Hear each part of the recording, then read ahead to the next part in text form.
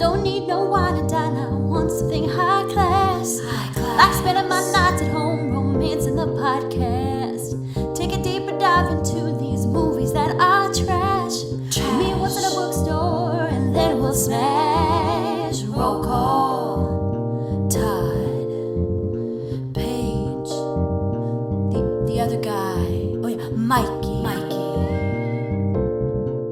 Thank you for tuning into Romancing the Pod. You had us at hello. I'm Paige Wesley. Wow, I'm Michael Randolph, and that's amazing. And I'm Todd Schlosser, and I also think it's amazing. And today we watched Sweet Home Alabama. Yeah. Now, I know that we are on two different coasts, sort of, right? Because Mikey and I are both in Nashville, and Paige, you're in California. That's correct. I feel like this is a very good movie for us to do, just because I feel like Mikey and I can give a Southern perspective. And Mikey, you went to school in Alabama, right? Bro, I went to the Deep South. I went to Mississippi State. Oh, Mississippi State. Okay. Which is like the only state worse than Alabama. So, Oof. I mean, If we're ranking them on things like education. Right. Yeah, but I spent a lot of time in Alabama in college. Yeah. Like, I have friends in Alabama. Like, I'm ready to talk about this. I don't have friends in Alabama, and that is not a brag. I'm just saying I don't. And Mikey, my question is, when you go to your friend's double-wide trailer in Alabama, do they have Confederate flag pillows? No, thank gosh. Oh my God! When I saw that in this movie, I was like, "Oof, this did not age well."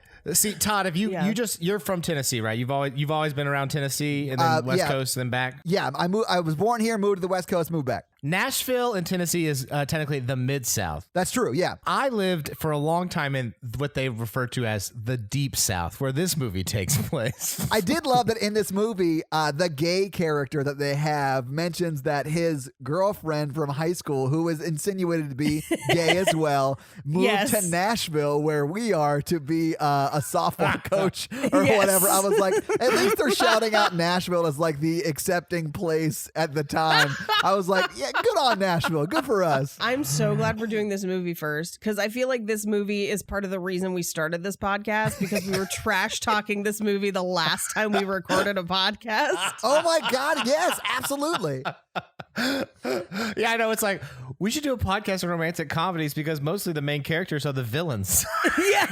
Oh, and this is a great example. I feel like, and I haven't seen American Psycho, so forgive me, but I feel like this is an American Psycho style movie because we follow the villain the entire time.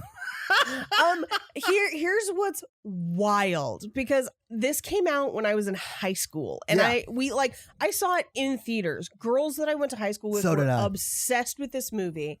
And Reese Witherspoon was at the top of her game. This is right after Legally Blonde. Like, this is peak Witherspoon. And Peak Spoons. Yes. And I feel like I did not realize she was the villain until I was an adult. And watching it now, I am astounded that people think of this movie with a nostalgia that is not befitting a villain's arc. No. And that, like, growing up, I was like, how did I not understand how shitty she was? Like, this is so terrible. So when I first saw this movie, I also saw it in theaters, Paige, and I immediately hated her. And I've never loved Patrick Dempsey more. I mean, I loved him as much as I did in Can't Buy Me Love, which is another movie we need to do. I love that movie. Same, Mikey, same, but it does not hold up. It does not. And we'll get to that. But Patrick Dempsey is legit a saint in this movie. Yes. Murphy Brown's a bitch. His mom's horrible, but like he is a saint in this movie. He even has the forethought to not shake the Confederate general's hand because he wants to go into politics. That is like next level thinking immediately. I was so impressed by Patrick Dempsey in this movie. I actually have an argument for his mother later in the movie. Oh, I can't wait. Hear me out. Yeah. I agree with Paige because his mother was actually right about everything she thought was wrong. From Jump Street, yes. Absolutely. Absolutely. But the movie makes you think she's a bitch, like, or tries to make you think she's a bitch. Yeah. Yes. And then at the very end of the movie, and we'll get to it a little bit, she is the only one that basically is like, hey, don't any of you realize Reese Witherspoon's the villain? She's the one person that's like, you evil conniving bitch. And I'm just like, she's right. Like, this is She no is lies. super manipulative. Yeah. Yes. That's what my mom would do if someone did that to me at the altar. Oh man, I'd love to see your mom like.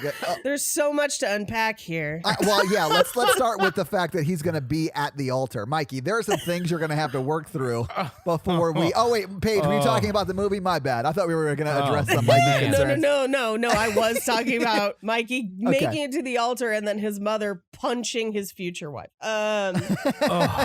So maybe we should just get into this fucking movie because we have a lot to talk about. So we start out this movie with two children running on a beach during a lightning storm. Okay, so you know immediately that these kids are A, dumb, B, too young to like start kissing, right? They're like 8 and 10. They're not. I was too distracted by the fact that it's Dakota Fanning. Oh yeah, like early DF. Early Dakota Fanning. Yeah.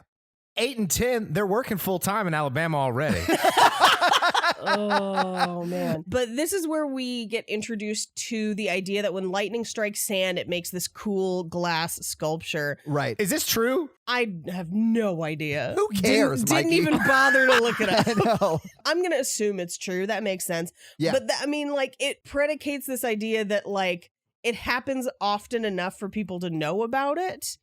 And then later in the movie, we find that people are actively trying to make it happen.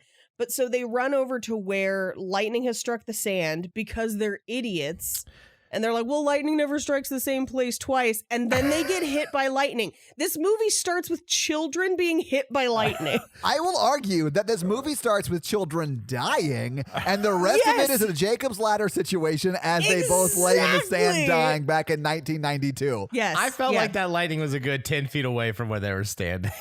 No, it hits them. It hits them and blows them apart. Yes, Mikey, I feel like you weren't watching the scene. I'm pretty sure it's supposed to be a metaphor. For their first kiss. Yes, Boom. for their first kiss. Yes, And this it is. idea that, like, lightning doesn't strike twice, but this is a force so powerful it will destroy us. Which is fucking dark for the first scene of a movie. Yeah, and I'll say this, lightning always strikes the same place twice. That's why lightning poles exist. Lightning rods is the correct terminology there. You're going to bust my balls over rods and poles, Mikey. Yeah, I'll introduce you to my lightning pole. I was gonna say, We were forgetting the most important part of that scene is I'm gonna marry you so I can kiss you all the time. whenever I want. Oh, yeah. Yeah, why would you want to marry me so I can kiss you whenever I want? Like, consent doesn't exist. Which is I mean, weird stance to take, but Yeah. you know. Yeah, Paige, you're married. Do you get to kiss your husband whenever you want now? Yeah, pretty much actually though. Yeah. I've never done it and had him been like, stop.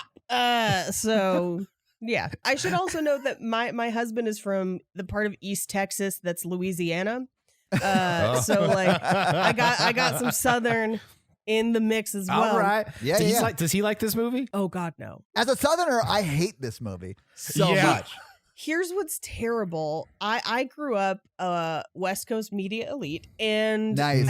I think that's why I liked this movie when I was younger, because it endeavors to paint liberal elites as quote unquote better than. Yeah. And it fails. It fails badly.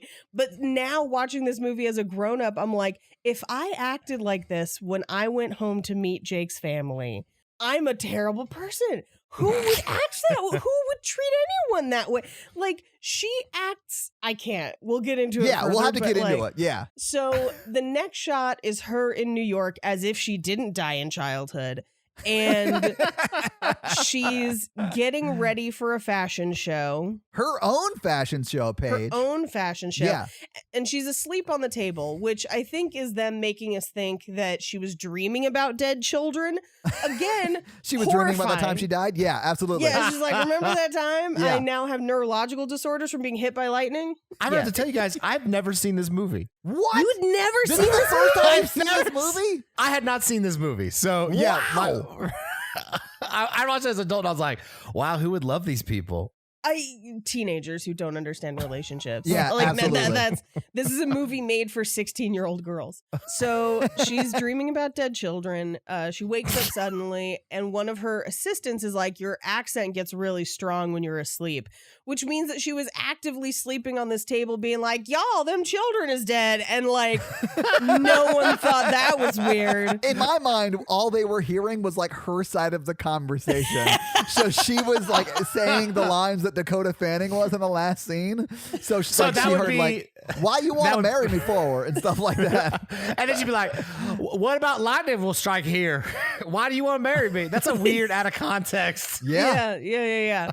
Especially if she ended it with like, y'all, we're dead. We're dead. So she wakes up. She doesn't have an accent as she's speaking to them, or at least not a discernible one. It's a little Southern. It's not nearly as bad as it gets when she puts it on. And Reese Witherspoon's from the South. So like it is pretty authentic. It does get more and more Southern as the movie goes on, but I think that was a directorial choice. Yeah, I think there's also a thing where when you spend time with people who have that level of an accent, you start to gain one. When I go back to Mississippi and stuff, the drawl comes out. I think that has to do more with your Natty Lights that you drink there than your actual Southern accent. But yeah. Like, what are y'all doing? Well, I mean, okay, so I grew up in the South. Like I should quote unquote have an accent, but I really don't because I don't know. I went to college, I guess, but like I just don't. No, because you grew up in a city. Cities don't have accents. That's what I'm saying. Yeah. Like when I lived in San Diego, no one had accents either. But if you drive to like Santee, which is like 15, 20 minutes outside San Diego, they sound... You might as well have driven to Alabama. Absolutely. And you see as many Confederate flags. Yeah, you do.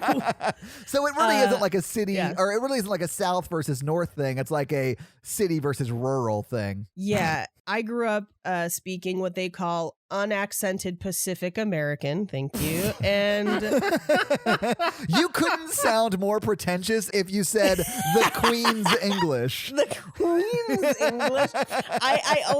I only know because if you're in Los Angeles auditioning for anything and they will try to like define what your natural accent is. Yeah. And they were like, where'd you grow up? And I was like, Oakland. And they were like, okay. So when I went to Texas, it took me like 2 days.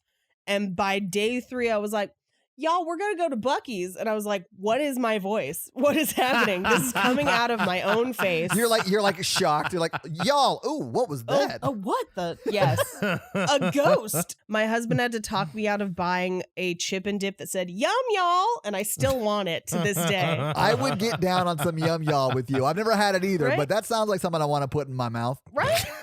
And anyway, so she only has an accent when she talks about dead children. Right. Well, and we learn at the show that her name is Melanie Carmichael, and that she was a protege of some other designer, and now he sort of helped her get her own show, and that's what we're witnessing right now. Although I do love that they sort of yada yada yada over the show. They're like 100%. As an audience, don't worry about the show. We're just going to tell you she's successful, but we're not going to show you any of that stuff. Here's something I noticed watching it this time around that I didn't notice as a teenager or any other time that I watched it.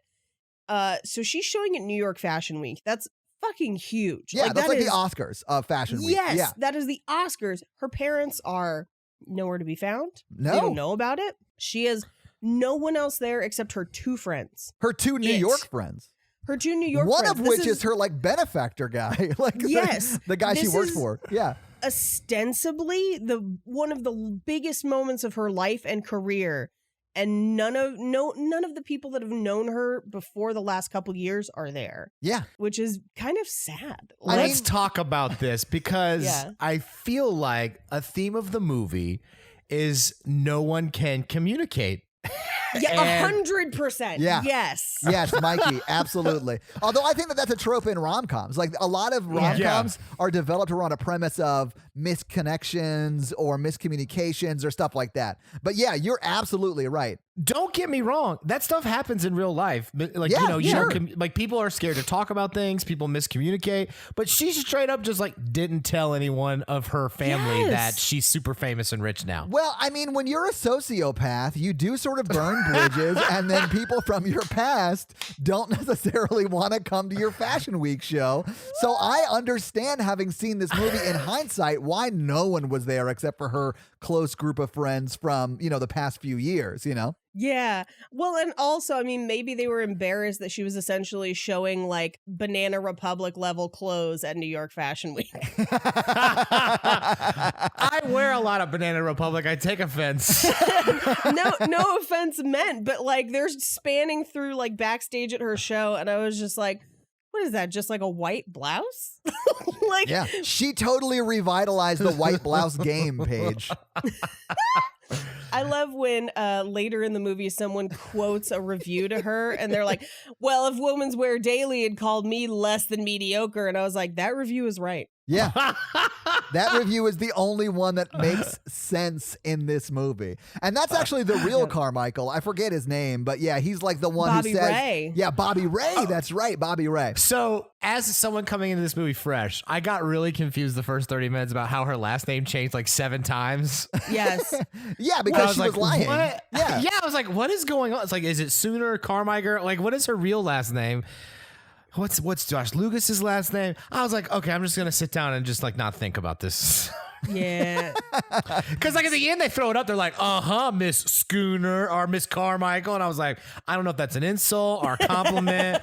I don't know what are the. I honestly don't know if it's just hyphenated. Like, yeah, I mean, Schooner Carmichael. Because she has her maiden name, her fake name, and her married name. Yeah. Her driver's license is a fucking mess, guys.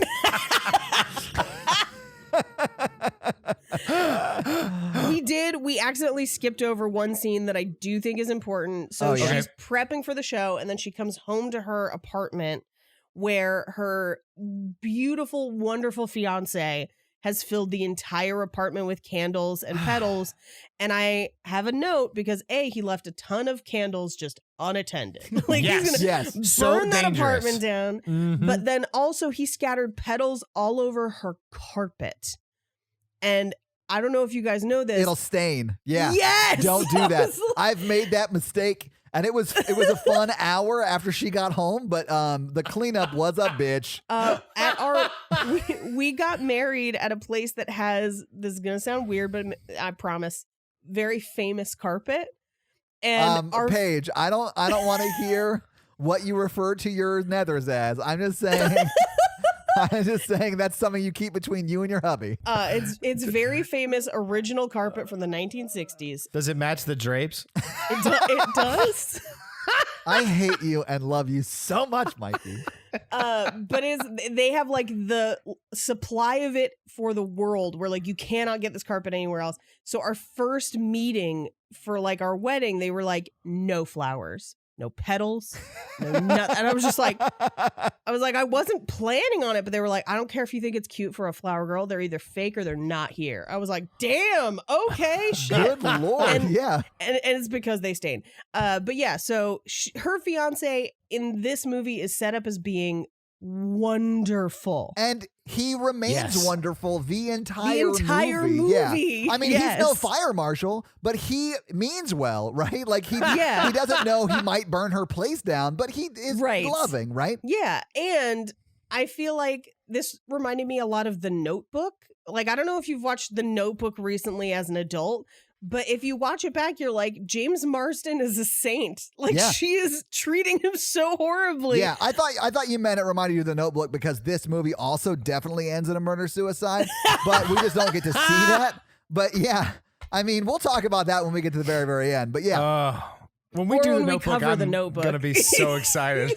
Oh, yeah, The Notebook's going to come in hard with some hot takes. So after her show, he's like, we have to go to this thing for my mom, who we find out is the mayor of New York. Right.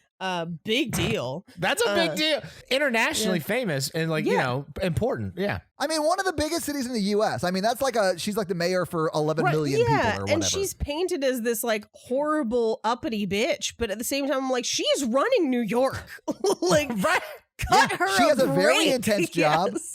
Yeah, absolutely. I mean, she quit her TV talk show, Murphy Brown, and then ran for office, and now she's just doing it badass bitch style. Like, I had so much respect for her in this movie. I like her in this almost as much as I love her in Miss Congeniality, which we should also do. Oh, yes. We will definitely do both of those Sandra Bullock vehicles. So he tells her that she has to meet his mom for this thing. She gets dressed up. She gets in her car and not driving, like a car has picked her up. It is a limo, yeah. Patrick Dempsey is pretty loaded in this movie. He's like a real estate developer. He's like a baby legit Trump. Not like Russian money laundering Trump, but like an actual developer Trump. Yeah. Who his mother believes will be president someday. And he looks like JFK Jr. So I'm like, yeah, okay. Okay, I mean. Yeah, I sort of get it. He's handsome. He's awesome. And he's rich. Yeah. Okay, so his mom may be a little rough around the edges, and she's a politician, but she only has his best interests at heart. This whole movie. Absolutely, yes. Mikey. Yeah. And so the limo pulls up to what looks like just like a back door somewhere. Yeah. They let her through, and they tell her like, oh, she's not here yet, so just come on inside and wait. And for a hot second, she is not nearly afraid enough. Like, right. No. I was like, she's getting kidnapped. I was like, what is this movie? I was like, this is now taken. I literally leaned over to Natalie, who we watched this movie together, and I was like, this reminds me of the scene in Goodfellas where they're about to make Joe Pesci, but he gets murdered. Yes. You know what I'm talking about? Like they're like, go ahead and walk in front of us, two white old men, into this dark room. It just looks like a hallway, not like a good idea. nondescript hallway, which if you've ever worked in retail, it's every retail hallway. Yeah, behind the store. Yeah. The walls are not even really finished. Like, it's terrifying. Yeah, it's like cinder block. Yes. And so they walk her in, and then they turn on the lights, and we realize that she is in Tiffany's. Yes. Their engagement ring floor. Because if you've been to Tiffany in New York, it's like a 7-floor thing. Yeah. Which this movie does not do a good job of demonstrating. They make it look like she's just like off the street into the engagement room. In the sake of time, they just teleport to the engagement room. Absolutely, floor. yeah. I mean, it's fine, you guys. I'm fine with it, yeah. And there's like 40 staff in there just like, pick your ring. It looked like the scene in Indiana Jones and the Last Crusade where she had to like pick the Jesus's cup. This is the ring of a carpenter. Yes. It's like a wooden ring she's wearing the whole movie. She chooses a conservatively 2 to 3 carat. Yeah, I mean, solitaire. It's like a $60,000 ring. Yeah. Easily. And I remember seeing this as a teenager and being like, oh my God, the most romantic thing. And now as an adult, I'm like, everybody's got that ring. Like, I had a weird like cockiness about it where I was just like, she basic. So my reading of that scene as a kid was like, oh my God, that's so romantic. But now I read it as Patrick Dempsey's lazy and didn't want to pick out a ring for her. Yes! Right? Thank you. And I was like, he's going to propose in the ring store? That's not super romantic. Oh, he was like, you do it. Yeah, can you just pick out your own ring? Because, like, I don't pay enough attention to you in these last 8 months to know what you'd like. So that's definitely going down on one of the ways I'm going to propose. is in the ring department. Yeah. But it's going to be at Walmart, so it's a different level. It's like all this cubic zirconia can be yours. And I'm going to use a white van and just 2 dudes to like kidnap her off the street. Mikey, I demand you let me be one of those 2 dudes. Please let me be the salesperson. I'm obsessed with this now. My husband and I had our rings custom made. Which, nice. Yeah, it was one of those things where like we did because we did not have Tiffany's money. Right. But now I'm like, no one has a ring like me, and it's super cool. Right? And people ask me about it all the time. Yes. Yeah. And because we did it together, like our rings match each other, but are still like, unique to us as people. Like they match, but they're not exact. Highly recommend it. Have a jeweler make your rings. I think it's awesome. Saying. Yeah. So they get back in the limo and they're like driving to go meet his mom somewhere. And Reese is like, let's not tell anybody. This is red flag number 1 for me. Yes. Which is like, I am really excited, but what if we don't tell your mom or anyone? What if we never get married and I just keep this ring? Yeah. Yeah. And this is where in this movie, I feel like I realized as an adult, I was like, this entire movie, what they want it to be about, I don't know that it essentially succeeds, but this entire movie is about what we're supposed to want versus what the heart wants. Right. Like that is the thesis statement of this movie, because what we have just been presented with is what so many people would be like, this is the ideal life. She is a fashion designer. She has the career of her dreams. She got to pick her engagement ring from the Tiffany's floor and doesn't even have to give it back later in the movie. Oh, yeah. Yeah.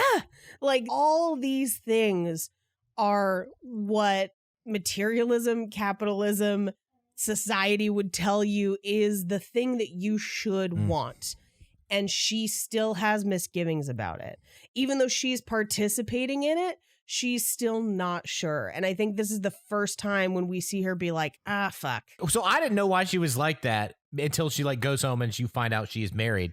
Right. So I read it as like, oh, she didn't tell him she's married. Red flag number 2. Right. And I've been there, Mikey. I've been there. But he's proposing and like they've been together for like a couple of years now. 8 and you're not months. gonna 8 months, Mikey. But yeah, I mean, months? still, I mean, you that's should a quick let engagement. It is, Yeah. Mikey. It Some is, people know. yeah. Some people just know, and they don't ghost people. But it's like, Oh man, it's but I mean, and honestly, like she should have told him like date 3. I'm still married. We've been separated for 7 years. We just haven't gone Yes. through the actual filing. I know He it's won't he something I have to refuses do. to sign the papers. papers. Yes. Right. But you can still start an uncontested divorce. I mean, I actually looked it up and they actually address it later in the movie. It takes They longer. do. But Yes. but yeah, in the beginning of this movie, I it was bet it driving me takes crazy. less than 7 years. Yeah, I think in the movie they say it takes 18 months. So yeah. And it's one of those things where like he's got a butt ton of money. Yeah. If she had just told him, again, communication. If she had just told him day uno, like we're separated, he won't sign the papers, but for all intents and purposes, I'm single, he would have probably helped her get that uncontested divorce. Right? And like this movie wouldn't exist. We wouldn't have this problem.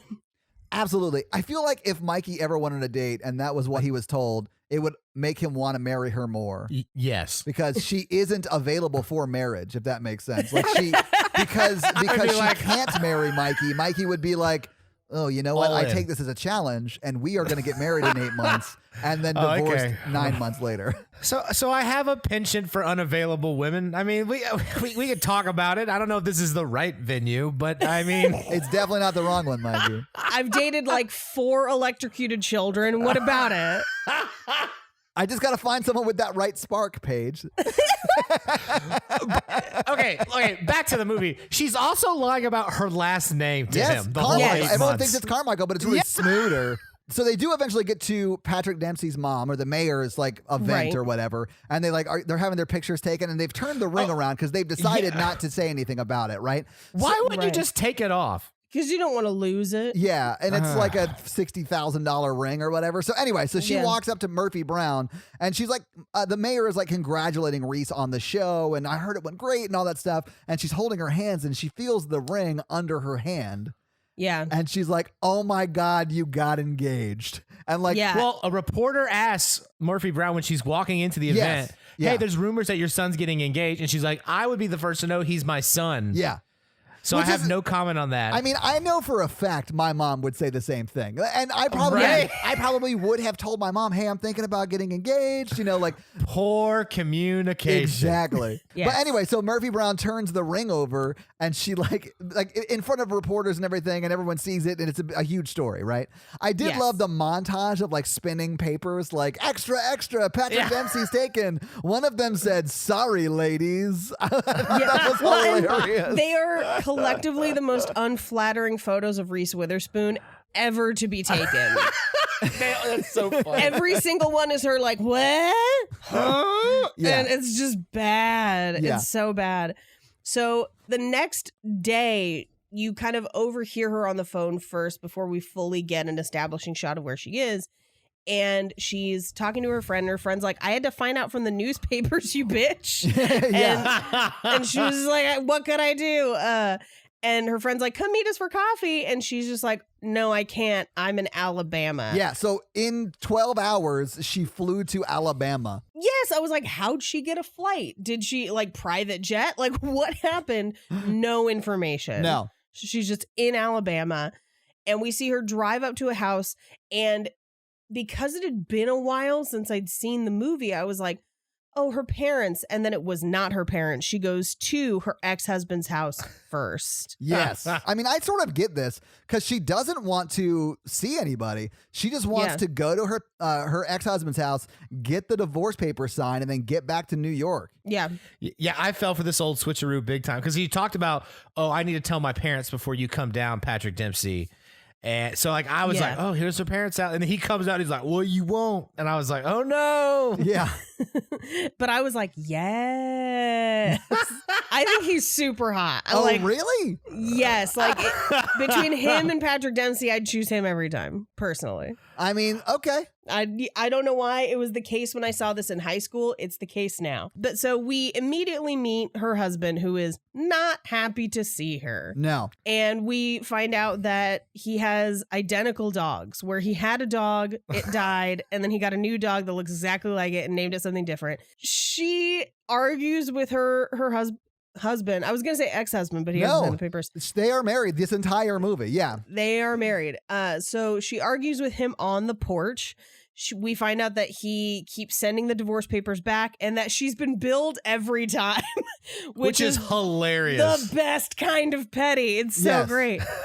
And she is a bitch about it. Like, she's real pissed. Yeah. She is which there's a part of me that's like, I get it. That's expensive. And why won't he just sign it and whatever?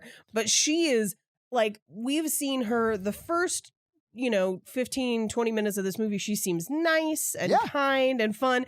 And this is like turning on a dime. She's like, you stupid. And you're just like, whoa. Wow.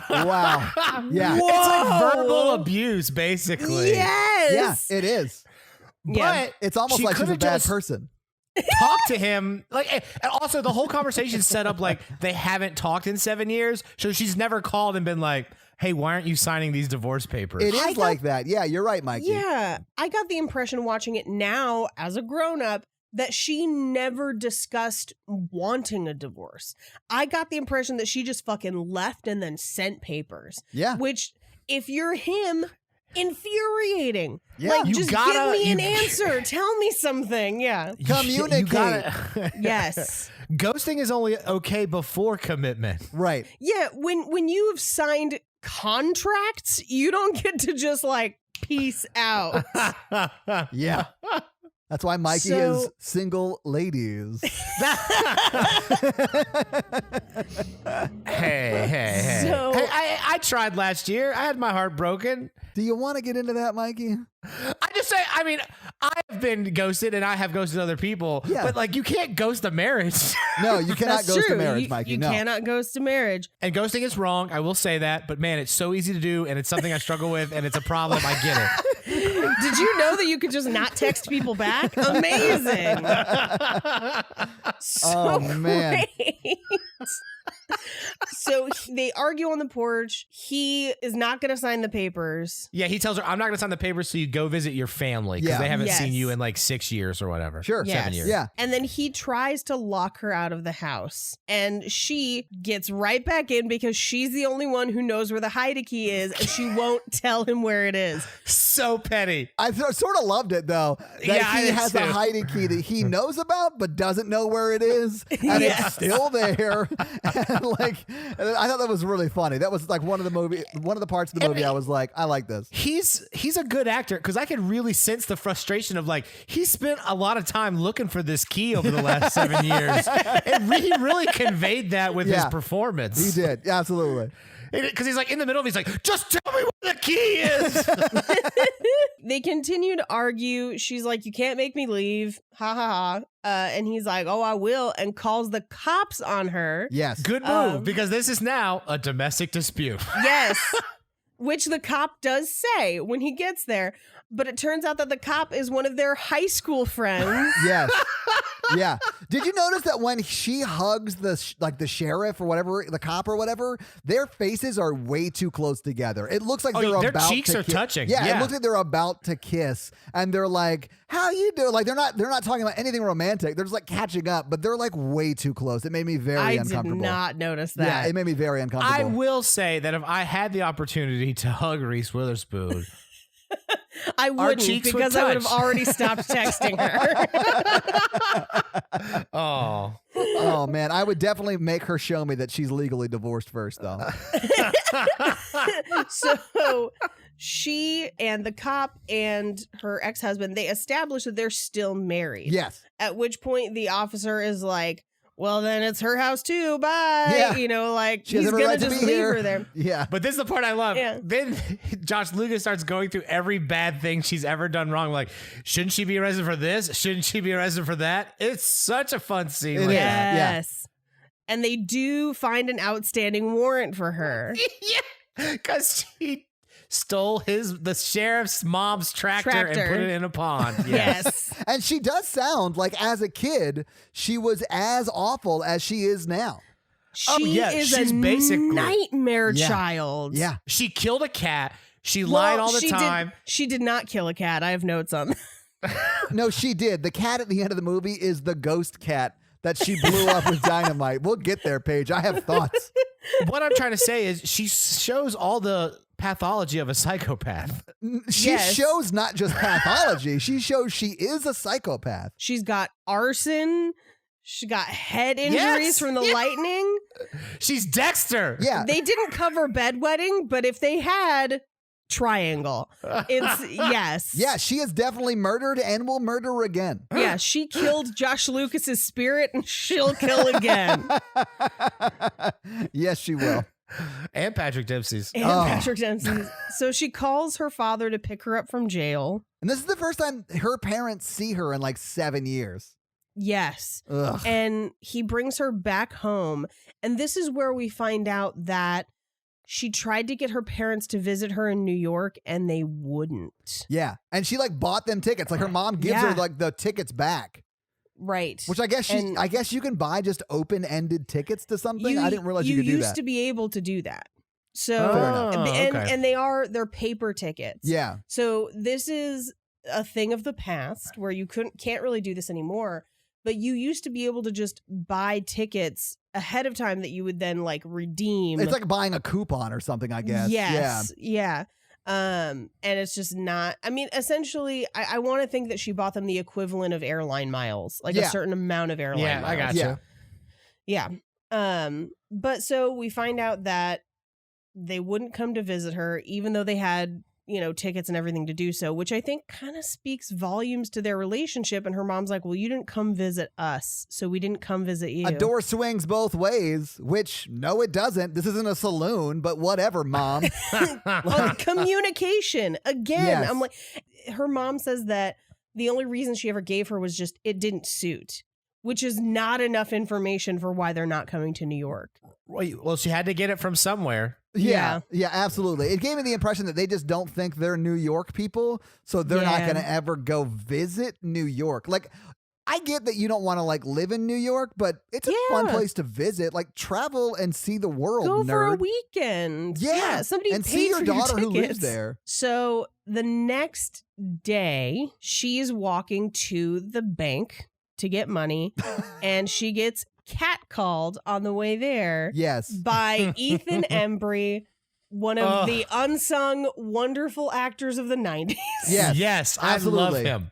And he's in a lot of stuff from that time period. But he's Bobby Ray. He's the actual Carmichael. Yeah. Yeah. He catcalls her. They catch up, but it's pretty clear without them explicitly saying it within this first conversation that he's not necessarily there's not like an attraction there. Right. They pussyfoot around it. This conversation, they definitely imply that his girlfriend from high school is now a women's softball coach in Nashville. Yes, because Nashville's a very welcoming place of all LGBTQ plus people. Yes, absolutely. And that he is now single, which to me, living in Los Angeles, was like, closeted. Yes. Like, As a teenager, I didn't catch it. As an adult, I'm like, yes. I mean, they come out and say it here in a bit, but yeah. They do. Like a couple scenes later, you find out. Yeah. But they telegraph it way earlier.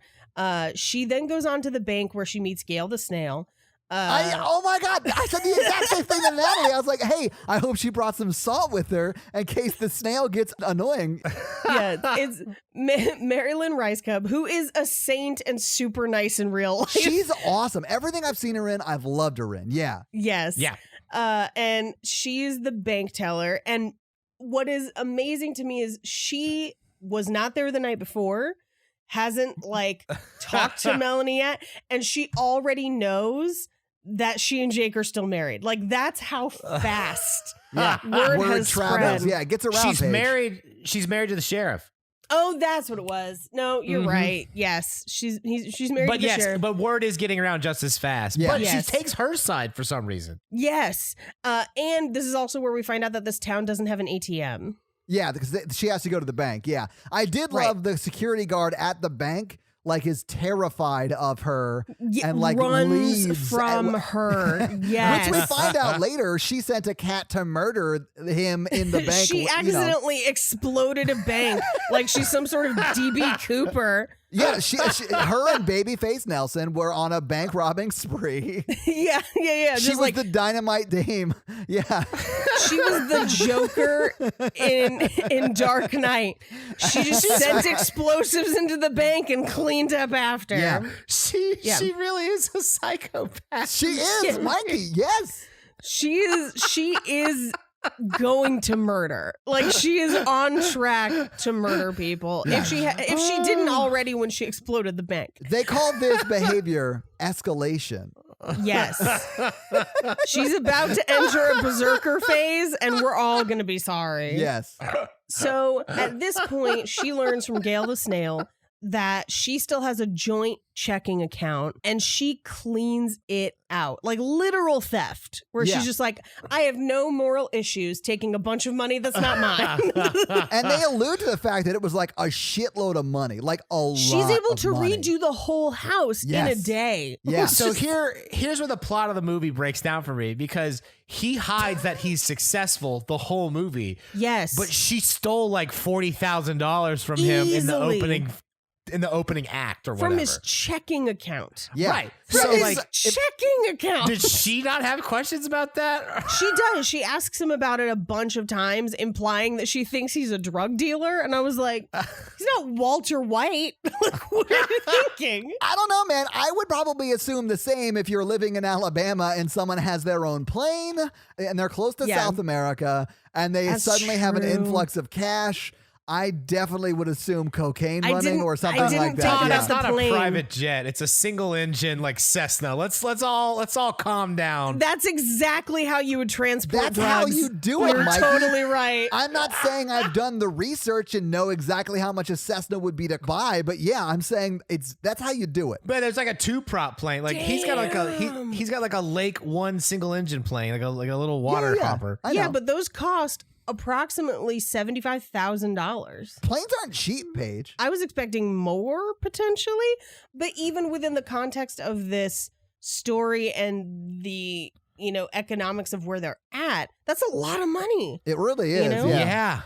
And his house is pretty nice. I guess. I'll get into his house later because I did some research on that house. Sorry. His lake house, Mikey. Yeah, his lake house is pretty nice. And he parks his boat at the lake house. Like, there is no more opulent display of Southern wealth than having your plane parked at your dock at your lake house. I will say that they had that house when they got married 7 years prior. Yeah. In That's the what's in the crazy. 90s. Yes. So maybe, and they're in very rural Alabama. So so that I can explain that away. But they were only teenagers, so it doesn't all make sense. But I get it.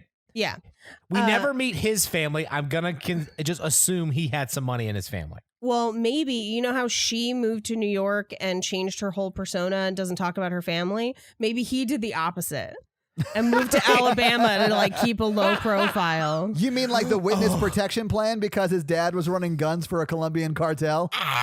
Well, we do meet his mom. Oh, that's true. That's true. And she owns the bar. Yeah. So she's redone the entirety of his house and replaced everything in his fridge with what he calls chick food, and we woman find out food. is just light beer. Yeah. Well, and he comes home to her like making dinner, like doing like the really like 1950s housewife domesticated kind of shit, and she's doing it to like throw it in his face or whatever. You know, you don't really want this you life. want a wife? Yeah, exactly. I'm here. Yeah. You got it. Yeah, you can easily get rid of me, and so yeah. He at that point, it looks like he's going to sign the papers, but then he doesn't. And he tells her that he's got a hot date that night. Yes. And that he's basically just going to leave her at home. At which point we cut to his mother's bar. Yeah. Where Melanie walks in. Everyone's like, oh my God, it's Melanie. And her, Target sweater that she's passing off as fancy. And excuse me, Paige, this sweater is actually me. I introduced it at my fall spring collection. My favorite is them throwing shade at Jacqueline Smith. I didn't know who that was. I was like, is that somebody? I don't know. I don't know what that is. It's like department store fashion. But here's the thing. It's like that's a level of shade that only caters to somebody who's a weird liberal elite that would care. Like that is a joke purely for the people who are as trash as Melanie. Like I'm watching it and I'm just like, oh, it's a nice sweater. Yeah. I'm not gonna lie to you guys. I'm loving this movie a lot more while I'm talking about it with you. Same. So so she runs into her friend Lurleen. That's her name. We're not making that up. That's her name. It's the fun sister from Ever After. Yeah. Which we should also do. And she's got a baby in a bar. I do love that Reese Witherspoon like brings that up. She's like, why do you have a baby in a bar? Yeah. She's like, well, I got 3 others at home and this one's still on the tit, so I can just cart him anywhere. I was like, wow, Lurleen has seen some shit. Like, here's what's insane. If she's out drinking and then breastfeeding, that kid's getting like, it's not fetal alcohol syndrome, but it's not far off. It's just like, barely post-fetal alcohol syndrome. It's not great. Yeah. Here's another aspect of that conversation that you didn't think about. So it's her husband, the baby, and she's like, oh, I got 4 at home without child care. Yeah, we don't. Well, I'm assuming there's a babysitter, but like we don't hear about them. We don't know for sure. Yeah, but if you're gonna hire a babysitter, leave the infant. Yeah. Yeah, there are 3 kids at home alone right now. While their parents are drinking. No. Yeah, that's what we just learned. Yeah. I always assumed in watching this movie, I was like, and the babysitter has the rest. But now that you say it, I'm like, why didn't she leave the baby? Yeah. Like, There's currently a 6-year-old burning down the house for trying to make mac and cheese for his siblings. And that is the parents' fault. That sheriff's a mandatory reporter and he didn't call CPS. Oh, man. Yeah. This is where we meet Jake's date, Star. Oh, who's wow. only in this movie for 2 scenes and steals both of them. She's hilarious. She is the one who, when she sees Melanie's ring, is just like, oh my God, look at the size of that thing. Exactly like that. Wow. That was a Paige. perfect impression. That was amazing. Joining us from Sweet Home, Alabama, the actress that played Star. That was an amazing impression. Thank you. He also asks Star to get them drinks, and she's like, was that a martini? Or where she like doesn't understand that he wants her to get drinks for herself and him, where she's like buying Melanie a drink too. It's set up that Star is not very smart. She's a kind, sweet person. Right. This is also where we meet the rest of Melanie's friends, who are like a murderer's row of every Southern stereotype. Yeah. Yeah, because the girl with the baby, her husband is like, he's a bigger guy with a mullet. Yes. That mullet is super aggressive too. Like I felt bad for him and the makeup artist. And he didn't have the personality to fit that mullet. Oh no, he was not Tiger Kinging around. No. Thank you. Yes. No, he was like super well spoken. He's like more well spoken to his wife. He's like a nice dude. Yeah, he's like, hey Melanie, it's nice to see you. How you been? I got a good job. I'm doing pretty well. Yeah. You know, He was just talking from the business in the front. And she was the party in the back, the days behind him. Oh my God. The party days of his past. I think that's Lorraine's husband, isn't it? Lorraine? Yeah, that's Lorraine's husband. There's not a lot of mullets in the South, even the Deep South. I just want everyone out there to know this, that is a stereotype. I will disagree with you because we went on, maybe not the Deep South, we went on our honeymoon to Virginia and went to Busch Gardens. Oh, well, that's like, I mean, Busch Gardens is going to be a tourist attraction. You have no idea where those people are from. I'm not saying they're not out there. I'm just saying. No, but if you want to find one in the wild, you go to like Oklahoma. Like that's where you go to see a mullet. This is true. But so the mulleted guy has like another friend that we don't really meet or talk to all that much, but he's still around. Yeah. Is he the one who sandwiches her? Yeah, yes. It's the Melanie sandwich, Melanie taco. If we saw the Melanie sandwich, I don't want to even dig into what the taco is. She also says corn dog, which I couldn't even comprehend what that was. Yes, no idea. I guess they just wrap themselves around them and throw themselves in a deep fryer. Like what would that be? That just sounds like a Tuesday. But so they're all at the bar playing pool, drinking, reminiscing. And this is where Melanie gets obscenely drunk. She gets shit-faced, yeah. And reveals that at one point, Jake got her pregnant. Yes. In public, yeah. And that's the reason they got married. Yeah, right? Absolutely. Yeah. That's the reason they got married. And then... That is a stereotype in the South that is very true. Yes. Yeah. I mean, I got married super young, and it wasn't because I got anyone pregnant. People get married younger in the South, which is a mistake. Yes. Yeah. And then half of those are probably pregnant. Maybe, I mean, it's not even just the South. Like, I grew up and went to Christian elementary school and high school. And so a ton of people that I went to high school with got married either right after or right after college. So they're like early 20s, all married. Yeah. I was an outlier for getting married much later. Yeah.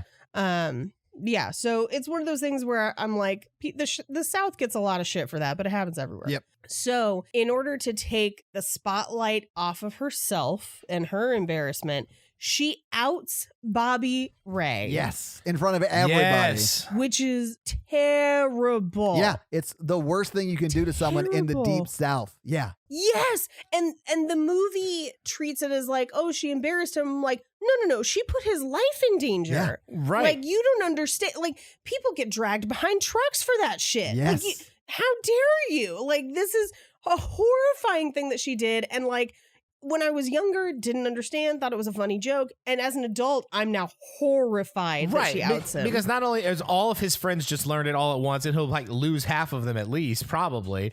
Then it'll get back to his family. Yeah. Like it get back to his work.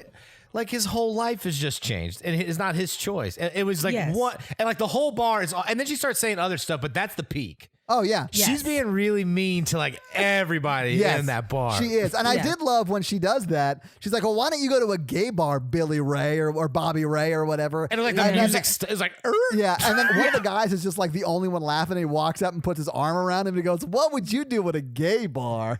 Because he just doesn't know that he's gay. And then he's slowly like, oh my God. And he like walks away. I thought that was pretty funny in like a horrible, horrible way. Like this movie makes fun of her outing him in this very awkward, silly way. Yeah. Yes. Yeah, she continues to say some mean stuff, but like that's the peak. Like they should have ended it with that, I think. Yeah. That was like thrown in the middle, but you're still processing that while she's saying other mean things to the other group of friends. Like, well, you had a bunch of kids and all this other crap, and you're drinking with your kids at home, like alone. They could be dead, but whatever. They could be struck by lightning. You know that happens around here. So she's popping off. She gets cut off at the bar. And essentially Jake is like, we're going to take her home, and makes Star follow them in, I think, his car or her car. No, or Melanie's car. Yeah, like her husband throws Melanie in the truck because they're not going to let her drive. And then he gives her keys to Star, who is a saint and didn't do a lot of acting after this, but really should have been a huge star. And then like he's like, follow behind us. And then it cuts to Melanie throwing up all over his truck.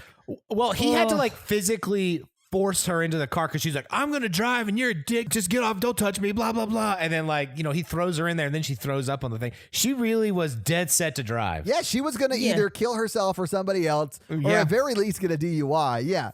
Right. She's the worst. Yeah, she's a bad person. Yes. Yeah. So they take her home. She sleeps it off. She gets up the next day and goes to see Bobby Ray to apologize. Yes. As she should. Absolutely. That is absolutely what she should do.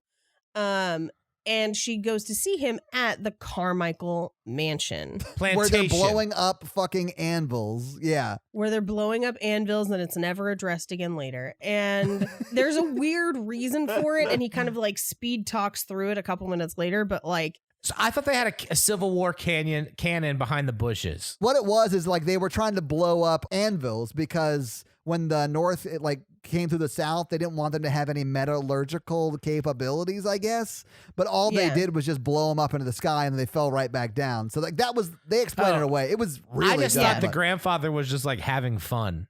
I mean, he was. You know what? He That's a clearly better was. explanation. Yeah. Yeah, crazy grandfather blowing up anvils for shits and giggles is a better explanation than the one we get. I did Yeah, really not like how when she knocks on the door, the person that opens the door is a person of color, and it is implied that they made their money in cotton and all that implies, right? Yes. So I was like, okay, we're just gonna lean really hard into everything horrible the South has to offer. Thanks for that. Well, it was an interesting juxtaposition because the heir to that family is the only gay person in town. Yeah. So he's self-aware of all the bad stereotypes going on, but they're still doing it. It was a very interesting way to take the film. I mean, yes, it looks, all of the Civil War imagery from here on out is a lot more problematic now than it was, I guess, in the early 90s. When did this come out? It came out in 2002, Mikey. Yeah. So this stuff's only gotten more problematic since then, but it felt problematic back then. It did feel problematic back then. And so it's just really interesting that the only gay character is the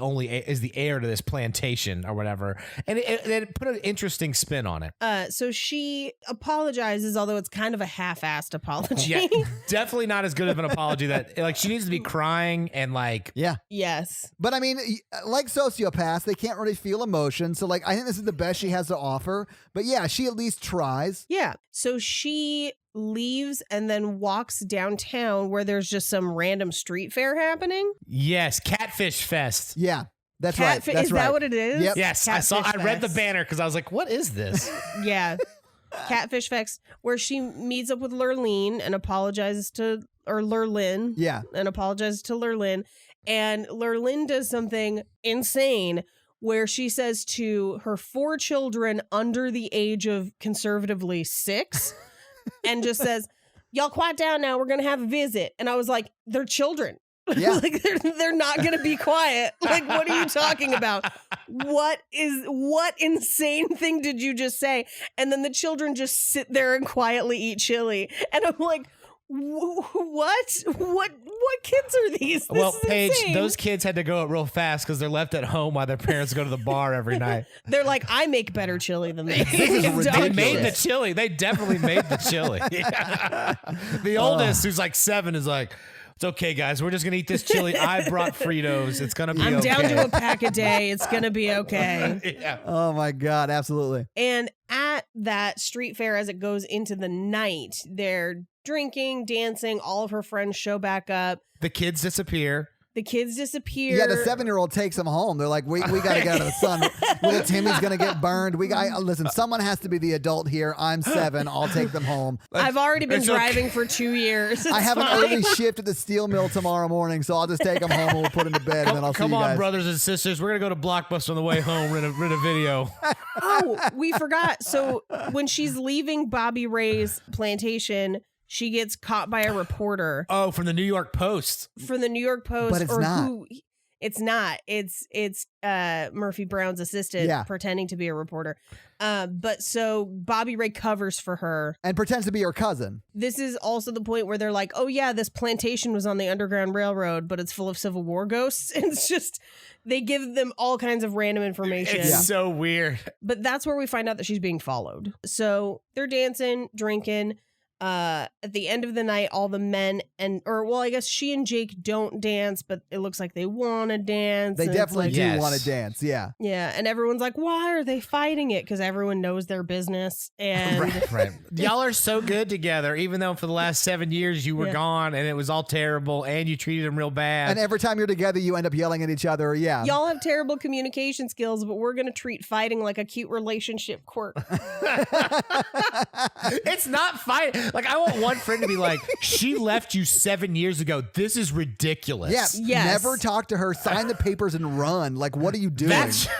That should have been the conversation on the water tower. Yes. Yes. The entire town seems to be like, he's loved her forever and never stopped loving her, and we're going to all try and get them back together, which is insane. That's not what friends do. No, and friends would be like, hey man, maybe some therapy and, talk about why you were attracted to a sociopath. And Absolutely. They definitely, okay, so everyone in this town hates both of them. That's the only way this makes sense, because they got together before she came back and they were like, listen, if she ever comes back, we have to do our best to get them back together, because then they'll both go to New York and then we are free of them. It's because he became the most successful person in town. yeah. He's got to throw that in their face sometimes. Yeah. They're just sick of it. I'm sick of hearing about your lightning glass. Shut up, Perry. Josh Lucas's character is such a good guy from like the jump. Now, he should have signed those he should have had some self-respect. Yeah. But he treats people really well from like the start through the finish of this movie. Better than anyone deserves to be treated. Yeah. Oh, and at the nighttime at the fair is the first time she sees the glasses. Yes, and she's like, these are real great glasses, and they just look like glasses. I mean, Yeah, whatever. they're the most basic glasses. I have no idea where she's like, oh my God. Like, it's like she's like coming because of a glass, but like she's super into it. You can get 12 of these glasses for $8.99 at Bed Bath & Beyond. Like, that's the style of glass that they are. Yes. I thought it was going to be like he became an artist and sold the lightning glass things. Like and sculptures? stuff. Yeah, well, or like did something with them and be like, it's such a rare thing. Yeah. But I was wrong. You were wrong. You were wrong. So they're all up on the water tower, dropping beer bottles down to murder people below who don't know that they're coming. And they're talking about, they're like, do you want to go bowling? And I was like, what's open? It's like, it's midnight or whatever. I kind of like that the sheriff was like, you want to go arrest people? Yes. And Bobby Ray's like, I know a place we could go. And they're like, no, homophobia. So while they're up murdering people with beer bottles from blunt force trauma, she goes to, there's like a dog graveyard, and she's having a very sad conversation with the dog she left behind. It is honestly some This good is where work. I cried. Yeah, she does some this good was- work in this scene, man. This is the peak of emotionality we get in the film. Yeah, I sobbed through this scene. Yeah, it's so when sad. I saw it for the first time and when I saw it last night. Yep. And Josh Same. Lucas saw her walk and he's like, I'm going to go home early. And he follows her to the graveyard. Yes. Mhm. And cuts her a break Yeah. a little bit. Absolutely. Where like she's feeling terrible and he's like, hey, you had to do what you're going to do. Revealing himself to again be an amazing dude that she's just been a dick to. Yeah. It was even better than that. She's sobbing and she's saying, Bear, I'm so sorry I wasn't here. It's my fault that I left you and I wasn't here when you were dying. And I wish I could have been there and told you. And then like Josh Lucas interrupts. He's like, I told him it was my fault. It was my fault you left. And he knows you Brutal. didn't. And I was like, oh, that's such a nice thing to say. I know. Oh my God, the dog knew she was a bitch and he covered for her.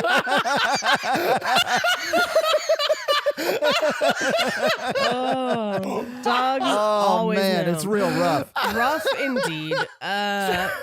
They end up kissing. Yes. No, Which- she ends up kissing him. Cheater. Yeah. I would call that cheating. Yeah, she is. did. But except that they're still married, which means that she's been cheating on him this whole time. They were definitely legally separated at this absolutely. point. I Yes, think there's yes, I yes. think morally, I would call this cheating too. Just I would because call they've this been cheating. separated for 7 years, it seems like he's been dating Star, maybe on and off, or maybe that's just starting for a little while. And she's clearly engaged to somebody else. So I didn't realize that she was Mormon, but it is what it is. But And so like it's Josh like a whole Lucas, thing. to his credit, was like, you need to go home. Yeah, Yes. he does. And we didn't say this, but he had signed the paperwork the night he took her home after she was shit-faced drunk. So, like, she can leave whenever she wants now. Yeah. Yeah, because he was like, man, she's terrible. I'm signing this. Yeah, I dodged a bullet when you left. Jeez. I lied to that dog. Oh, man. And then she's pissed. He sends her home. She is pissed at him for not kissing her back. Yeah, well, and I feel like this is something that the movie portrays as a failing on his part, but is really him being respectful and drawing boundaries and being like, we are not together anymore. You're so with this somebody needs to else. Stop. That huge fucking ring on your finger is for some other guy who also treats you amazingly. Yes. And last night I learned you're a terrible person.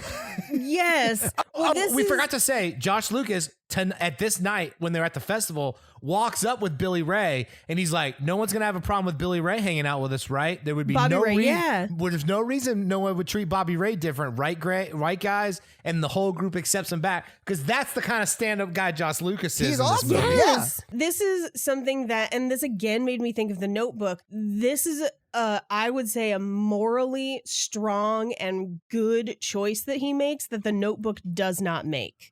Yeah, absolutely. In The Notebook, she shows up engaged to somebody else, and, Ryan Gosling is just like, fuck that, let's fuck in the rain. Yeah. Josh Lucas is like, this is wrong, and this is going to cause more problems, so no. Yeah. Mhm. Like, he's a good dude. He is a good dude. It's a real bummer the way that she treats him in this movie. I know. I feel bad for him because they end up together. I mean, way to give it away, but Spoiler alert for a 18-year-old movie. This movie's so old it could vote. I don't care about spoiling it for people. This is true. So we cut to the next day where she's leaving, and she's having a conversation with her mom that seems to come out of fucking nowhere, where her mom is like, leave. Get out of here. We've all had enough of your shit, Reese. Get out. Yeah, go away before you blow up our house. But she's essentially like, I don't want you to end up like me, which is the first time we've ever heard that sentiment from her mom. It's so out of left field. Right. Yes. And then she's like, oh, because I wouldn't do your pageants. And it's this really manufactured emotional scene. And Reese Witherspoon's like, well, fine, I'm gone. And goes to say goodbye to her dad at the Civil War reenactment. Oh, man. This scene felt so weird because it felt like a better written movie would establish this kind of relationship with her mom throughout the film, and then they tried to throw it all in 2 minutes. Yeah. That movie is Dumplin'. That's such a good movie. So she goes to say goodbye to her dad, and what she doesn't know is that her fiance, her Patrick Dempsey, has just arrived in Alabama and has now run into both Jake and Bobby Ray. Yes. And they're en route to the reenactment. Also, Mikey, fun fact, I have definitely been to a Civil War reenactment. Mikey, same. Really? Yeah. I've been to Ren Fair. I imagine it's kind of similar. It is a lot like Ren Fair, except it's a little bit more modern. And it really is just people cosplaying as Civil War soldiers. And then in every one I've been to, the Southern people get their asses kicked, and it's over. Everyone has cake and punch, and then they move on with their lives. I mean, it was pretty fun. Yeah. I mean, we do establish in this one that her father is playing a Southern soldier. Yeah. There's Confederate flags all over their house. Yeah. And when she arrives at the battlefield, he's, quote, about to surrender. So Yes. They are playing it historically accurate. It's just weird that he still wants to be a Confederate soldier, but I love when she's walking through the fallen Confederate soldiers. Yes. And she's like calling for her dad, and one of them sits up and goes, "Who are you looking for?" And then she gives her dad's name, and he's like, "5th Company," and then all of the dead men just like they all sit rise up. from the dead. Yeah. and then they're like, "We're looking for whoever," and then one of them goes, "Oh, he's about to surrender," and then she goes, "Thanks," and then they salute her, and then immediately they all of them die just again. fall down dead again. I really did love portions of this movie. Yeah, I thought that was very funny. I feel like with a different main character, this is a great movie. Yeah, if your main character is on a sociopath, I'm on board for it. Yeah. Oh, and I also love that Patrick Dempsey thinks that her husband is her actual cousin because they meet on the steps of the Carmichael plantation, and they just sort of continue the lie that Bobby Ray is her cousin, and then also so is Jake, or whatever his name is, the husband. My favorite is when Bobby Ray meets him at the door and he just goes, "What's going on?" Oh yeah, because unlike anyone else in this movie, Bobby Ray is giving Patrick Dempsey the respect he deserves for being an attractive, available man. Well, I like that Josh Lucas walks up and he's like, "Oh, Bobby Ray, is this like a new friend?" Yeah. He's like super into it. So accepting. He's such a good guy. He's even like, "Are you here to see Bobby Ray?" Which I think, I don't know, but I think in 2002 they wanted it to play like he was sort of like, "Oh, look at this effeminate dude." But to me, in this, like 18 years later, it feels like he is just accepting a Bobby Ray's lifestyle. He's just being an awesome friend. Yeah, he's being an awesome guy. Like, oh, great. You're actually getting out there and meeting people. This is great, Bobby Ray. Yeah. That's how I read it. I'm reading it like that just because of the scene too. At Catfish where he was like, "We're all accepting Bobby Ray or I'm going to kick some ass." Yeah. And I was like, all right. So he's driving Patrick Dempsey to the reenactment and he's telling all these stories about Melanie as a child. Which are insanity, by the way. They're insanity. This is where we find out about the cat and the dynamite. And that she essentially blew up the bank while trying to murder a cat.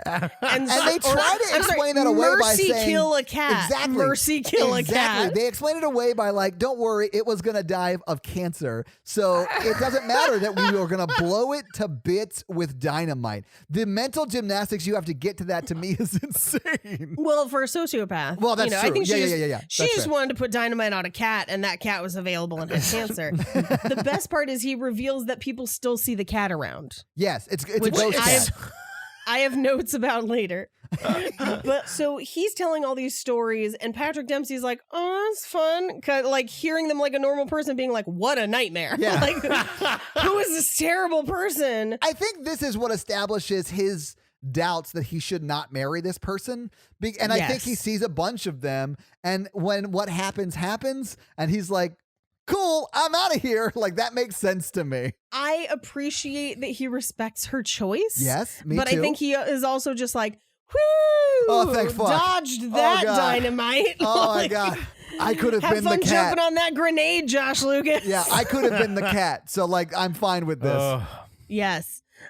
So he arrives at the reenactment, realizes that the nightmare person that Josh Lucas has been talking about is the woman he's about to marry, and he knows nothing about her because it's all a house of lies. Because she's not a Carmichael, she's a Smooter. She's a Smooter. Well, and she's actually not that, because she's a Perry, because she's married to the guy who drove him there. Also, I guess Patrick Dempsey just rode with Reese, but like Jake leaves him there, like, and he drove him there. So like he leaves him there, and then Reese Witherspoon also leaves him there because that's her dad finds him walking down the highway. Oh my God! So they just left him. Oh my God! These are horrible people. Well, I figured Patrick Dempsey got mad because she was like, "I lied about my last name. I lied about I was married. I lied about this."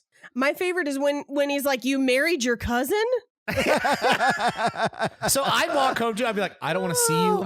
I wouldn't ride with her back either." And this is pre-Uber. I get that. So her father eventually picks him up off the side of the road and brings him home. By the time he gets home, he's like, "I'm willing to forgive every million lies that you've told me, and let's still get married, even though that's a terrible idea." Yeah. And I'm going to overlook your cat murder phase. Yeah. And your arson phase and your bedwetting phase and your documented head injuries. Yes. She's an only daughter now because she murdered her sister. So he then talks to his mother, and his mom is like, "I fucking told you." And he's like, "No, she's really nice though." Please be nice to her. Reese Witherspoon's character does briefly go back to New York. Yes. It doesn't say that she does, but she does. She clearly does because she meets her friends in New York. Yeah. Right. And at that point, they start planning the wedding to have the wedding in Alabama at the Carmichael plantation. Right. Which was such a weird choice. It's a plot device to get her back to Alabama to have everything come to a crescendo at the wedding. Yeah. So how much time elapsed? Because in the movie when I was watching it felt like they got married like the next week. It did feel very fast. It did feel like that. Basically, as soon as they could get everything together, it happens. Yeah. She then goes back to Alabama with her 2 ridiculous media elite stereotypes of friends. It's like, oh, you have a British sexually positive model and a black gay friend? Yes. Great. It's called New York Page, okay? Yeah, have you been there? Yeah. I have. And they are essentially, she picks them up at the airport where they see the ad for Deep South Glass. Yeah, and she's all like, I'm seeing this everywhere. Like, we should go check this place out. It's really cute. So they go, and she sees the plane outside and finally realizes this is where all the money came from. Yeah. And it's not just a glass store. It's like Glasser Barrel. It's like a Crackle Barrel for glass. Glasser Barrel? So it reminds me so much of there's a place near where my husband and I got married called the Apple Farm. And it is like a hotel, gift shop, restaurant. Yes. It's like an experience. Like you would specifically go there. Yeah, for this that. is a glass-blowing B&B themed place. Yes. Yeah. Like it's a resort. Like no wonder he's fucking rich. How far away? It's on the same lake. He's flying from one half of the lake to the other? It's in Tuscaloosa. Yeah, it's further So- away. Is yeah. it? Yes, because that's why he says I've been spending a lot of time up in Tuscaloosa because he owns a business there. Yeah. Like it's a whole thing. Man, And so- I'm an idiot. Yeah. But so this is where we find out like this is where the money came from. Yeah. And it's supposed to give us this kind of like nostalgia vibe for them where he's like creating art and building himself up as a person using a thing that is tied to their relationship. Yeah. Yeah, he tells her because she runs into him there and the dog, and he goes in this great Gatsby-esque speech about when you left. You lost the baby and you left and you wanted more, and I finally realized the baby would have been your only adventure, and we deserved many adventures. Yeah. So I dedicated my life to being the kind of guy I felt you deserved, and I was like, oh my God. Yes, which also made me cry because I was just like, he's so great and she's so horrible. Just like he could do so much better. Yeah. I'm right here. I really connected with Josh Lucas's character. I was like, this guy's such a good guy. Yeah. He's so great. But regardless of this wonderful, heartfelt speech about somebody who has spent their life working towards being the person deserving of this psychopath, she decides to go forward with the wedding anyway. I know. I will say, he never communicated any of this the 9 times she sent the divorce papers to over him. 7 years. And she's only been dating this guy for 8 months. So You'd think they would you have know. a conversation about, I'm trying to be the kind of guy you deserve. I'm Yes. trying to build my life up. I want you back. Like, it seems like none of those conversations ever happened. No. None Like, of them. No one got drunk and left a weird voicemail at 3 a.m. Like, what happened? Which, I mean, I do know Facebook wasn't around at the time. Right. So this is pre-Facebook. You couldn't stalk but I them feel online. like modern Right. day he'd be stalking her online. Like, it'd be a whole crazy thing. Like she would be stalking them to the point where like in Patrick Dempsey's like suggested friends, like he would start showing up because he's been to Isn't his that the profile so many weirdest? times. Like my It's so ex-girlfriend crazy. shows up in my current girlfriend's like suggested friends all the time because I'm sure she's stalking us, which is hilarious. That is crazy. Oh, and you find out he went to New York to get her, but decided not to because she was on her adventure, and that's when he decided he needed to make a better life. Yeah, it's brute. He is so great in this story that it makes me sadder that they end up together. Yeah, I feel bad for him. He has a lifelong punishment of being with her. Like it's horrible. Yeah, the wedding happens, or rather, Murphy Brown comes to Alabama. Yes. And instantly hates it. Well, it's just like, I mean- deep fried what? No, thank you. Yeah, I get it. But though. I will say the food is very good. It's also very fattening and gross, but amazing. Like I love it. Like Southern food's pretty intense. When we go to Texas, Jake orders all the food that we can't get here, and so like fried catfish, and then he ate like a crawfish pie. Oh yeah, yeah. I love crawfish. See, I was like, these are weird sea bugs, and I'm like not here for it. Paige, no shit. I had a crawfish omelet yesterday. Holy shit, Mikey. Wow. At a restaurant or at your house? At a restaurant. He went down to the creek and got some crawfish and made his own. Cool, because I was like, it's coronavirus. Are you just raising them in a tank? Like, what's happening? If I'm going to go do a pandemic, I'm going to need one of the crawdads to come with me. Oh, wow. Gotta keep them separated. I don't like any of that shit, but I will put down some deep fried Oreos, man. Oh, deep fried Oreos are so good. So anyway, Candace Bergen, she is not having it. She wants to go home as soon as possible. Yeah. So the wedding happens basically the day of, everyone's there. And while the wedding is going on, Josh Lucas is going out to make more glass, which I appreciate because I feel like at that point in the movie, it means that his life and his plan doesn't stop because she doesn't want to be a part of it. No, he's moving on with his life. Yeah. He got closure from that visit. I love it. He's like, okay, cool. She's going to get married. His mother is at the wedding. Like she was invited and he just didn't want to go. So he's now, continuing his life. He's a business owner. He's got shit to do. His mom talks to him about something, like implies like you should go stop the wedding. He's like, no, that's ridiculous. And it is ridiculous. Yeah. Right. I'm going to go do this. What he said is she made her choice, which is basically like he's respecting her choice in this matter.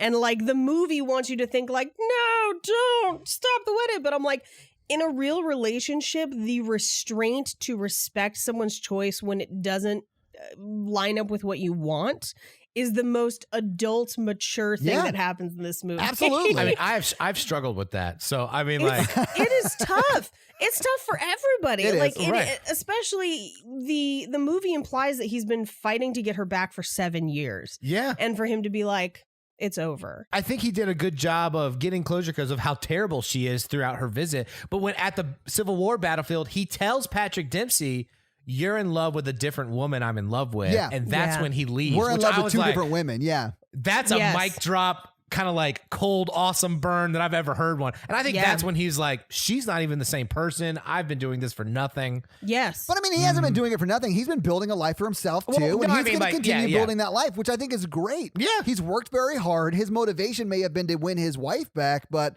he realizes that she's no longer the person he fell in love with. It's time to move on, and it's great. Like, it was such a good way to put it. There wasn't no cliche fist fight between them or anything like that, which I liked. No. Yeah. Yeah. The wedding happens, and she stops the wedding. She's like, I can't do this. No, the lawyer does. Oh, no, you're right. The lawyer runs in because she's still married. She didn't sign the papers. Yeah. He signed the papers. She did not. At that point, she could just sign the papers. Yes. So like she's like, does anybody have a pen? And the whole wedding is like, blah, blah, blah, blah.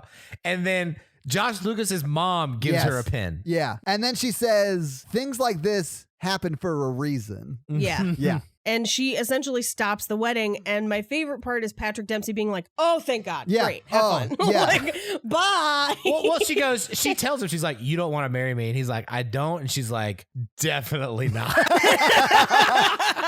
I've got dynamite waiting back at that hotel suite. And Mikey, when someone tells you who they are, believe them. Yes. And she tells him and he believes her and he leaves. And I do love that Murphy Brown is like, are you going to let her treat you like this and leave you standing at the altar? And he's like, Mom, I know her a lot better than you do. And yes, I definitely am. A mom would be absolutely pissed. Absolutely. I mean, she does call her a bitch. And I mean, granted, that's a really intense moment. But like, it still tries to portray Murphy Brown as the villain. But like, if anybody's mom of a person who gets left at the altar would be super pissed. Well, she also, they paid for this wedding, which I have some figures on. Oh, I can't wait. I cannot wait. Yeah. Not cheap. But also, everything she says in that speech to her of like, you're a lying, manipulative bitch. I'm like, yes, she is. Guilty on all three counts. We're portraying you as the villain, but she is the only one speaking truth to the situation. She's the only one saying, you have manipulated people and you are treating people badly, which is the reality. And the movie just kind of wants you to ignore it. But she's the only one that's like, no one else is going to say it. You're awful. Yeah. Right. And you could just picture the scene in your mind of them back in New York and Murphy Brown being like, you dodged a huge bullet. Yes. That woman's insane. Yes. But all of those things are true, Mikey. He did dodge a bullet, and she's insane. But Patrick Dempsey has a type. Like, he definitely loves a good Southern belle, but we'll get there because his story's not over. His story's not over. So Melanie runs out to the beach where Jake is setting up lightning rods to murder them again. Hang on one second, Paige, because it starts to rain on the wedding and everyone's running away. Yes. And then we get this shot of like Reese Witherspoon running away, but she like grabs her dress and she then yells, "Hey, friends of the bride, stay here. I'm going to go get the groom." And you're like, if Patrick Dempsey's still like running away, he's like, what the fuck, man? Like, that's like, what? This is my wedding too. This is horrible. Paid for this. I paid for this party you're about to have at my expense. This is horrible. Yes. Anyway, but then she does go to get her husband. Yeah. She goes to get her husband in the middle of a lightning storm surrounded by metal rods. And Yep. he basically is like, what did you want to marry me for? So I can kiss you whenever I want. Yeah. Blah, blah. And I may have cried during that time. Yeah, I may have cried, even though she's a horrible person. She's like, you're the first person I ever kissed. And I was like, don't marry the first person you kiss. No. No. Well, she circled back. That's true. She kissed people in between. That's 7 years. That's a lot. That's a lot of people to kiss. We don't know what happened in New York, but she might have also kissed Bobby Ray as cover sometimes. That's true. Know. That is true. They end up making out in the rain, and then they come back to the bar where they have essentially like a country reception, and they replace the cake topper with Rock'em Sock'em Robots because fighting is cute. Yeah. Question mark. Because in the South, domestic abuse is funny, which it's not. That's not. But that's what they want you to think by this. Probably because Bobby Ray's like, I don't know if this is a great idea, but I'm at least going to make a really funny joke to myself about this. Yeah. Like, I'm going to crush at this reception. Then the movie ends, and if you have to watch through the credits because it basically shows that what happens after is they go back to New York. Yes. He opens a storefront for his glass. She gets to have her designer dream, and then they have a baby. Yeah. I missed all that. What? You didn't watch the credits? No, I just thought they kissed at the reception. It was like, it was over. And I was like, no. oh, okay. No, so as you watch the credits, it's told through like photos. Yeah. Where you find out that like Bobby Ray and her black gay friend hook up. Yep. And Patrick Dempsey marries a Vanderbilt. Yeah. Okay. So Vanderbilt's from Nashville. Like our biggest university is named after Vanderbilt. So like he marries into the Vanderbilt family, which is like would be exactly what Murphy Brown wants because that's like a rich political alliance kind of thing. Yeah. Mm-hmm. And he's super into Southerners, so he's into it. Yep. And it shows actually. So it shows that they open the storefront and that they have a baby, and it actually shows the baby growing up to at least I would say like 4 4 or where 5, they have like a little girl. In front of his store. So implying that like they go back to New York and they both get to have their dream. Yeah, they make it at least until the financial collapse. And then we get no photos after that. So I assume that it just didn't go well after that. But until 2007, 2008, things were great. That's hilarious. So I did a lot of insane calculations about the realities of this movie. I love this. I'm so excited about this. The first one, so the cat that she strapped dynamite to, they mention in the story that she's approximately 10 when that happens, which means that it's been 15 years since. Yeah. And that the cat had cancer prior. So the cat wasn't like new. It was ostensibly an older cat. It's an old kitty. Yeah. Right. But people mention that they've seen that cat around and alive. So I'm here to tell you that the average lifespan of an indoor cat is 12 to 15 years. And the average lifespan of an outdoor cat is 6 to 7 years. So there's no way that cat is still alive. It is a ghost cat. Yeah, when you see the cat at the end, it's definitely a ghost cat. Absolutely. Well, yeah, it'd be like a 30-year-old cat. Yeah. Yeah, exactly. Now, let's talk about her being a fashion designer. We kind of mentioned it. Did we mention it in the episode or before the episode started? I know you and I were talking about it. I'm pretty sure we mentioned it in the episode. We talked about it being her show and stuff. Yeah. So she's been gone for 7 years. It's never established that she went to design school or anything before that. So we have to, in theory, include design school in that 7 years. The idea that she at 25 would already be showing at New York Fashion Week out of nowhere is insane. She'd be like the most successful designer ever. She'd be like revolutionary wonderkind. The other thing that I wanted to note, so a fashion designer's salaries, top of the line, not famous, but like working, is around 100,000. It's established that she's basically famous. Yeah. So I would bump that a bit. But in New York, that's not as much money as you'd think. No, it's not. So she is either being heavily sugar daddied or living far beyond her means in New York. Now, I did look at this movie is based, it mentions that it's Pigeon Creek / Greenville, Alabama, which is a real place. Okay. So I looked up the cost of like a 3-bedroom, 2-bathroom, essentially lake house. Oh my God, you like dug into this. I love it. I dug into it. Oh my God. There's nothing available in Pigeon Creek, Greenville right now. But in nearby cities, a house of this size is approximately $160,000. Oh my God. Because it is pretty rural. Yeah. Yeah. But let's get into the wedding. Okay. So, and this is, I planned a wedding just this past year. I'm well aware of what this kind of shit costs, unfortunately. Right. So a wedding they established that it's 500 people, and almost all of them are from out of town. Yeah. Because none of her like local friends are at that wedding. Like a handful of them are, but that's it. Right. So it's essentially 500 people from New York. So a wedding for 500 people would cost approximately $40,000 in catering alone. Oh my God. Approximately $5,000 to $10,000 in alcohol, $2,000 in cake, and that's only because they didn't use fondant. That could go all the way up to $5,000 in cake.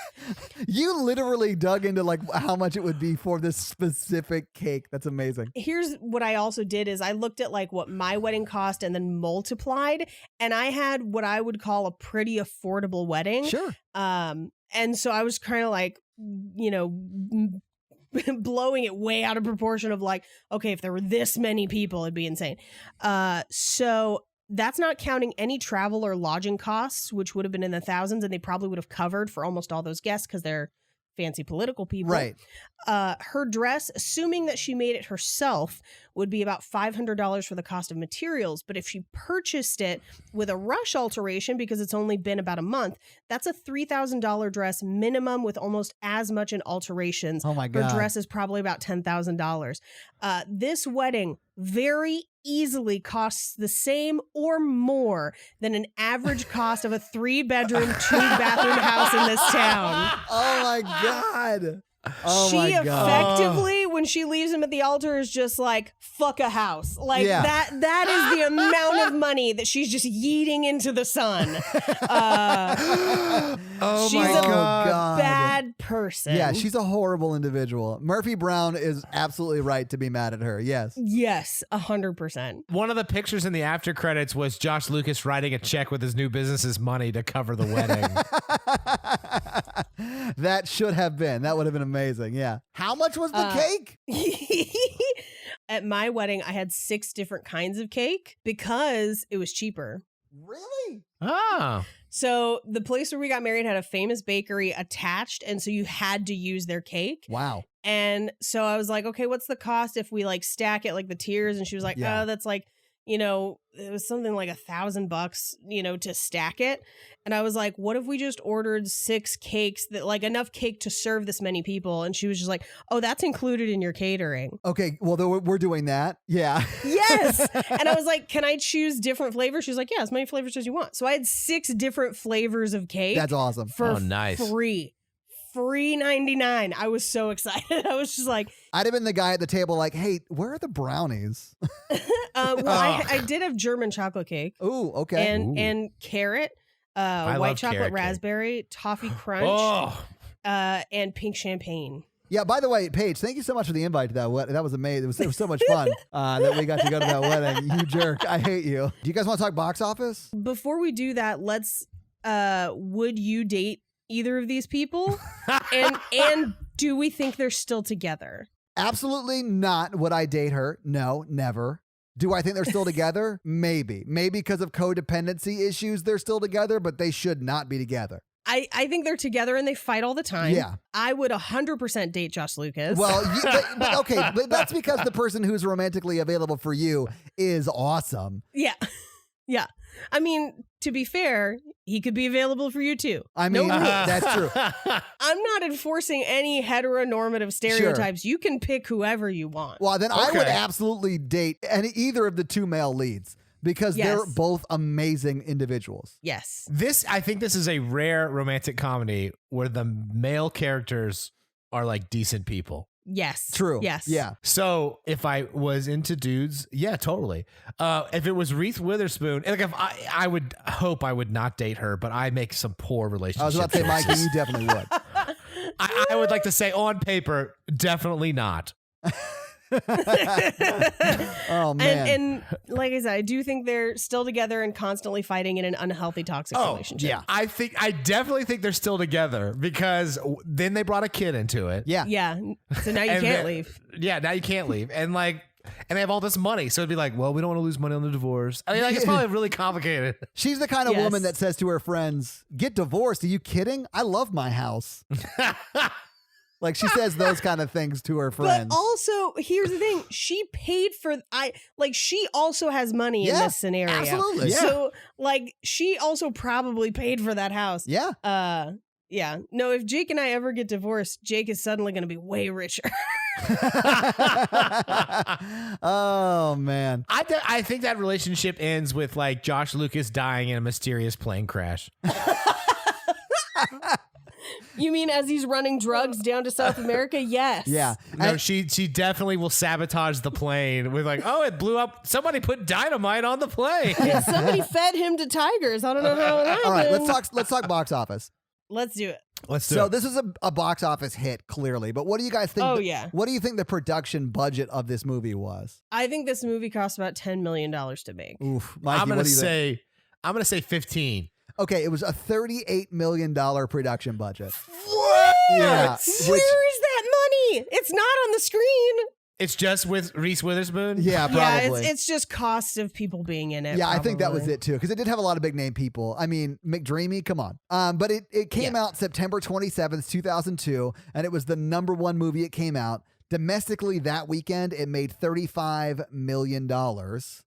Which is so it was a super hit. Yeah, that's a lot of money for early 2000s. It beat The Tuxedo, Barbershop, My Big Fat Greek Wedding. That was #4, but had been in the theaters for 24 weeks. That movie was like a sleeper crazy hit. That movie is the second grossing highest romantic comedy of all time. Yes. Big Fat Greek Wedding was in theaters for over a year. Yeah. And I know this because it was a huge sleeper hit. My aunt got married and we went and saw it for her bachelorette party. What? Nice. Because I was like amazing. 15 at the time. Yeah. We should definitely do that movie. Yes, I love that movie. I'm game. Number 5 was The Banger Sisters, then The Four Feathers, 1 Hour Photo, Ballistic, Signs, Swim Fan, and Trapped were all the top 10 movies. Swim Fan. I know, right? So it was #2 at the box office the next 3 weeks. So for its first month, it was either #1 or #2 at the box office. That's pretty good. So total, that's really good. Yeah, it's really good. Total domestic, it made $120 million, and then worldwide, it made $182 million. So it made a lot of money. Yeah. Now that we've talked about it, do we think it's a good movie? No, No. absolutely not. It sets up horrible expectations for what a man should have to put up with to have a wife. Yes. It's like a agreed. reverse Disney film. It is very much the like, if you could put a phrase into this movie, it would be, if you can't handle me at my worst, you don't deserve me at my best. And that is, if anyone ever says that to you, you should break up with them. Like, that is the biggest red flag ever. But that is like Reese Witherspoon's mentality this whole movie. Yeah, this is Facebook meme the movie. Yes. I agree. I love romantic comedies, which is why I'm on this podcast, but I didn't super enjoy this one. I hate romantic comedies, and this movie is perfectly in line with why I don't like them. If this movie was as good throughout as it was with the dead dog scene, if every part of it was as well written, I think it would have been a good movie. Here's what's wild. I think there are Hallmark movies that do the same thing better, and that's bad. That's not good. Yeah, there are movies That's a that bad are made. thing. There are movies that are made for $160,000 that are better than this. Yeah. Yes. All right, so this week we watched Sweet Home Alabama. What are we watching next week? Next week we are watching Pretty Woman. Yeah, the 1990 hit with Richard Gere and Julia Roberts. What is wrong with you? How did you remember Richard Gere first? All I could think was Mary Poppins. I was thinking Julia Andrews. What? It's Julia Roberts. I'm sorry. That movie is a completely different movie with Julie Andrews in it. Oh. Speaking of which, we should watch Princess Diaries. But I am game for that. Yes. Yes. I've also never seen Pretty Woman. I had never seen it either. So this was my first time. Yeah. Wow. Okay, well, we will definitely have some thoughts because it is the quintessential 90s movie and all that entails. Yeah. Yes. She also lived in the same neighborhood I lived when I first moved to Hollywood. So I have some neighborhood notes as well. Oh, excellent. Okay. All right. Well, check out that episode. Mm-hmm. So if you're listening to this, you probably already know that Mikey and I are on a different podcast called The Horror Virgin. So check out that while we watch and break down horror movies. And Paige, you want to tell them where you're from? Sure. You're probably listening to this because you've heard me on Cult Podcast, which you can find on all streaming platforms and social media. Yeah. Thank you for indulging us in this little. We wanted to watch something not about murdery stuff. Yeah. Yeah. We had a fun crossover episode for Cult Podcast, and we're like, imagine if we did this all the time and didn't have to talk about dead people. Just people that are dead inside, like Reese Witherspoon. And Josh Lucas after being married to her for 7 years. Oh my God. Yeah. All right, guys. We'll see you next week or next episode, really, because we're dropping 5 at once. So enjoy the binge, baby. All right. Bye. Bye. Bye. La la la la la.